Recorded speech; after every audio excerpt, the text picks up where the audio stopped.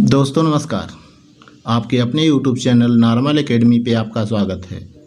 आज हम देखेंगे भक्ति काल के महाकवि तुलसीदास का जीवन परिचय।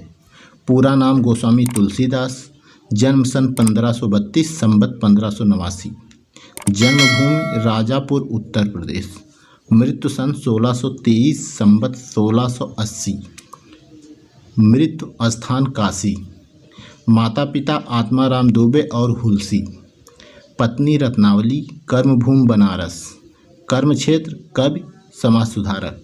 मुख्य रचनाएं रामचरितमानस, दोहावली, कवितावली, गीतावली, विनय पत्रिका, हनुमान चालीसा आदि। विषय सगुण भक्ति। भाषा अवधी हिंदी, नागरिकता भारतीय, गुरु आचार्य रामानंद। अन्य जानकारी। तुलसीदास जी को महर्षि वाल्मीकि का भी अवतार माना जाता है, जो मूल आदि काव्य रामायण के रचयिता थे। गोस्वामी तुलसीदास हिंदी साहित्य के आकाश में परम नक्षत्र भक्ति काल की सगुण धारा की राम भक्ति शाखा के प्रतिनिधि कवि थे। तुलसीदास एक साथ कवि, भक्त तथा समाज सुधारक तीनों रूपों में मान्य हैं। श्री राम को समर्पित ग्रंथ श्री रामचरितमानस, वाल्मीकि रामायण, जिसमें अन्य भी कई कृतियों से महत्वपूर्ण सामग्री समाहित की गई थी। श्री रामचरितमानस को समस्त उत्तर भारत में बड़े भक्तिभाव से पढ़ा जाता है। इसके बाद विनय पत्रिका तुलसीदास कृत एक अन्य महत्वपूर्ण काव्य है। जीवन परिचय। तुलसीदास जी का जन्म संवत 1589 को उत्तर प्रदेश के राजापुर नामक गांव में हुआ था। इनके पिता का नाम आत्माराम दुबे तथा माता का नाम हुलसी था। इनका विवाह दीनबंधु पाठक की पुत्री रत्नावली से हुआ था।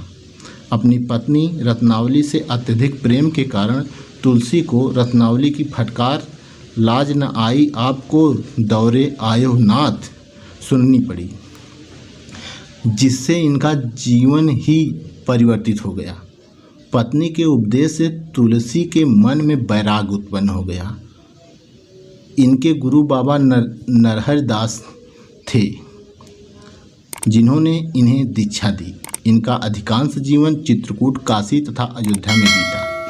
तुलसी का बचपन बड़े कष्टों में बीता। माता पिता दो चल बसे और इन्हें भीख मांगकर अपना पेट पालन करना पड़ा। इसी बीच इनका परिचय राम भक्त साधुओं से हुआ और इन्हें ज्ञानार्जन का अनुपम अवसर मिल गया। पत्नी के व्यंग बाणों से विरक्त होने की लोक प्रचलित कथा का कोई प्रमाण नहीं मिलता। तुलसी भ्रमण करते रहे और इस प्रकार समाज की तत्कालीन स्थिति से इनका सीधा संपर्क हुआ। इसी दीर्घकालीन अनुभव और अध्ययन का परिणाम तुलसी की अमूल्य कृतियाँ हैं, जो उस समय के भारतीय समाज के लिए तो उन्नयक सिद्ध हुई ही, आज भी जीवन को मर्यादित करने के लिए उतनी ही उपयोगी है। तुलसीदास द्वारा रचित ग्रंथों की संख्या 39 बताई जाती है। इनमें रामचरितमानस, कवितावली, विनय पत्रिका, दोहावली, गीतावली, जानकी मंगल, हनुमान चालीसा, बरवय रामायण आदि विशेष रूप से उल्लेखनीय हैं। आदर्श संत कवि। उनकी यह अद्भुत पोथी इतनी लोकप्रिय है कि मूर्ख से लेकर महापंडित तक के हाथों में आदर से स्थान पाती है। उस समय की सारी शंकाओं का रामचरितमानस में उत्तर है। अकेले इस ग्रंथ को लेकर यदि गोस्वामी तुलसीदास चाहते तो अपना अत्यंत विशाल और शक्तिशाली संप्रदाय चला सकते थे।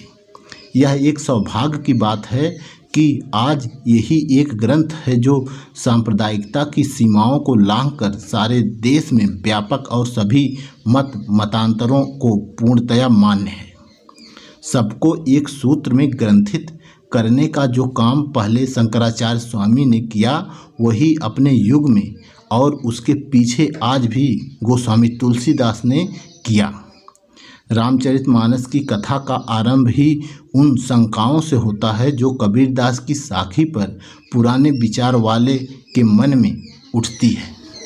तुलसीदास जी स्वामी रामानंद की शिष्य परंपरा में थे, जो रामानुजाचार्य के विशिष्ट द्वैत संप्रदाय के अंतर्भक्त है। परंतु गोस्वामी जी की प्रकृति सांप्रदायिक न थी। उनके ग्रंथों में अद्वैत और विशिष्टाद्वैत का सुंदर समन्वय पाया जाता है। इसी प्रकार वैष्णव, शैव, शक्त आदि सांप्रदायिक भावनाओं और पूजा पद्धतियों का समन्वय भी उनकी रचनाओं में पाया जाता है। वे आदर्श समुच्चयवादी संत कवि थे।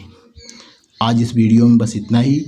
वीडियो को लाइक करें, शेयर करें। यदि आप चैनल पर नए हैं तो चैनल को सब्सक्राइब करें। नमस्कार।